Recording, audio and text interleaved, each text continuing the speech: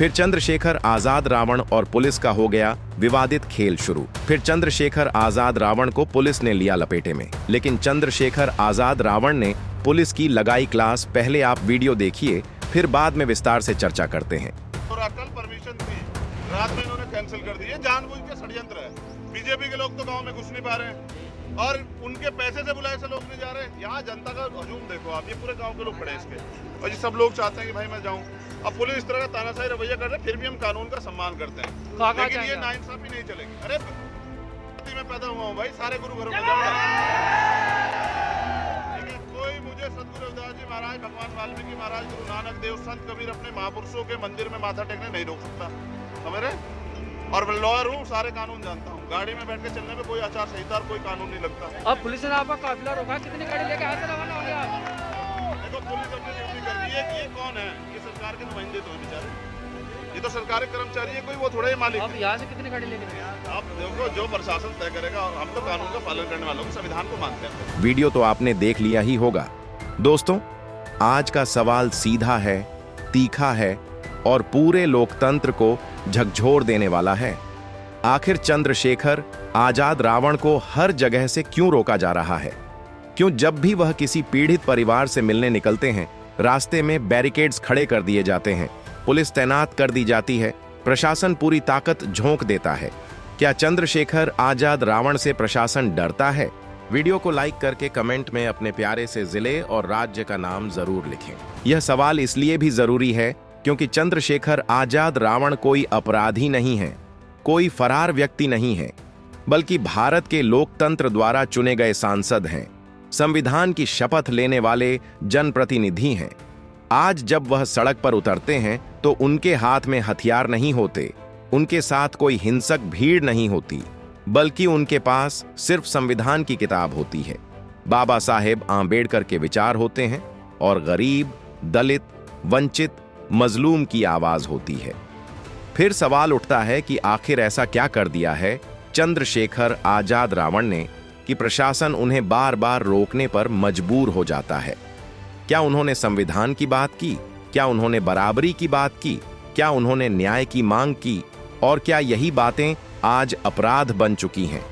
मेरठ का प्रकरण हो या मुजफ्फरनगर का मामला, हर जगह एक जैसी तस्वीर सामने आती है।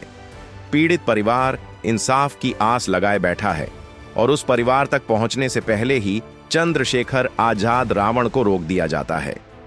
पुलिस कहती है अनुमति नहीं है, प्रशासन कहता है कानून व्यवस्था बिगड़ सकती है, लेकिन सवाल यह है कि क्या किसी पीड़ित से मिलना कानून तोड़ना है? क्या दुख बांटना, आंसू पोंछना, न्याय की बात करना कानून के खिलाफ है? अगर ऐसा है तो फिर संविधान के अनुच्छेदों का क्या मतलब रह जाता है जो हर नागरिक को अभिव्यक्ति की आजादी और शांतिपूर्ण तरीके से अपनी बात रखने का अधिकार देता है? दोस्तों, आपने खुद देखा है कि कैसे चंद्रशेखर आजाद रावण कई बार अपनी सुरक्षा को पीछे छोड़कर पैदल निकल पड़े। यह कोई फिल्मी सीन नहीं था, यह किसी स्क्रिप्ट का हिस्सा नहीं था, बल्कि एक जिंदा इंसान का संघर्ष था जो यह मानता है कि अगर किसी मजलूम तक पहुंचने के लिए सड़क पर चलना पड़े तो वह चलने को तैयार है। जब पुलिस ने रास्ते बंद किए, जब बैरिकेड्स लगाए गए, तब भी वह रुके नहीं। धक्का मुक्की हुई, तनाव बढ़ा, लेकिन चंद्रशेखर आजाद रावण का कदम नहीं डगमगाया। यह वही जिद है जो बाबा साहेब के आंदोलन में दिखती है। यह वही साहस है जो हर उस व्यक्ति में होता है जो सत्ता से नहीं, सच से डरता है। चंद्रशेखर आजाद रावण की राजनीति सिर्फ भाषणों तक सीमित नहीं है, वह संसद में भी बोलते हैं और सड़क पर भी दिखते हैं। बहुत कम नेता ऐसे होते हैं जो संसद के भीतर संविधान की बात करें और संसद के बाहर उसी संविधान को जमीन पर लागू करने की कोशिश करें।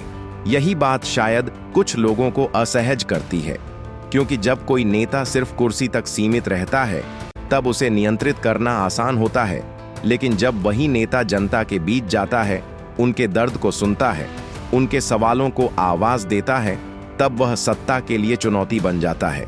दोस्तों, यह भी समझना जरूरी है कि चंद्रशेखर आजाद रावण किसी एक जाति, किसी एक धर्म या किसी एक इलाके की बात नहीं करते। उन्होंने बार बार यह साबित किया है कि उनका संघर्ष हर उस इंसान के लिए है जो कमजोर है, जो दबा हुआ है, जो न्याय से दूर है। चाहे पीड़ित दलित परिवार हो, चाहे मजदूर हो, चाहे कोई और मजलूम, चंद्रशेखर आजाद रावण वहां खड़े नजर आते हैं। यही वजह है कि आज लाखों बहुजन युवा उन्हें सिर्फ नेता नहीं बल्कि अपनी आवाज मानते हैं। प्रशासन की सख्ती को लेकर एक और बड़ा सवाल उठता है। अगर सच में कानून व्यवस्था का खतरा है तो क्या प्रशासन की जिम्मेदारी नहीं बनती कि वह सुरक्षा दे, रास्ता बनाए ताकि एक सांसद शांतिपूर्ण तरीके से पीड़ित से मिल सके। रोकना आसान है लेकिन समाधान ढूंढना मुश्किल। लोकतंत्र में प्रशासन का काम सिर्फ रोकना नहीं होता बल्कि अधिकारों और कर्तव्यों के बीच संतुलन बनाना होता है। जब यह संतुलन बिगड़ता है तब जनता के मन में सवाल पैदा होते हैं। दोस्तों, आज चंद्रशेखर आजाद रावण की तारीफ इसलिए नहीं हो रही कि वह किसी पार्टी के नेता हैं, बल्कि इसलिए हो रही है क्योंकि वह संघर्ष का प्रतीक बन चुके हैं। उन्होंने यह दिखाया है कि सत्ता में पहुंचने के बाद भी अगर इंसान जमीन से जुड़ा रहे तो उसकी आवाज और मजबूत हो जाती है। संसद तक पहुंचना उनका लक्ष्य था, लेकिन संसद तक सीमित रहना उनका स्वभाव नहीं है। वह जानते हैं कि असली लड़ाई सड़कों पर है, पीड़ित के आंगन में है, उस मां की आंखों में है जो न्याय का इंतजार कर रही है। यह भी सच है कि चंद्रशेखर आजाद रावण को रोकने की हर कोशिश उनके समर्थकों के मन में और सवाल पैदा करती है। लोग पूछते हैं कि अगर वह गलत हैं तो खुली बहस क्यों नहीं होती, उन्हें बोलने क्यों नहीं दिया जाता। लोकतंत्र की खूबसूरती यही है कि यहां सवालों से डरना नहीं चाहिए, लेकिन जब सवाल पूछने वालों को ही रोक दिया जाए तो यह डर का संकेत देता है। दोस्तों, संविधान हमें यह सिखाता है कि सत्ता जनता से आती है और जनता के लिए होती है। अगर जनता की आवाज उठाने वाले को ही रोका जाएगा तो यह लोकतंत्र की आत्मा पर चोट होगी।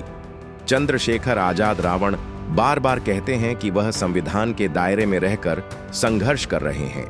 उन्होंने कभी हिंसा का रास्ता नहीं चुना, उन्होंने कभी नफरत की राजनीति नहीं की। उनका रास्ता साफ है और मजबूत होकर सामने आते हैं। यही वजह है कि उनका हर अपमान उन्हें और बड़ा बना देता है।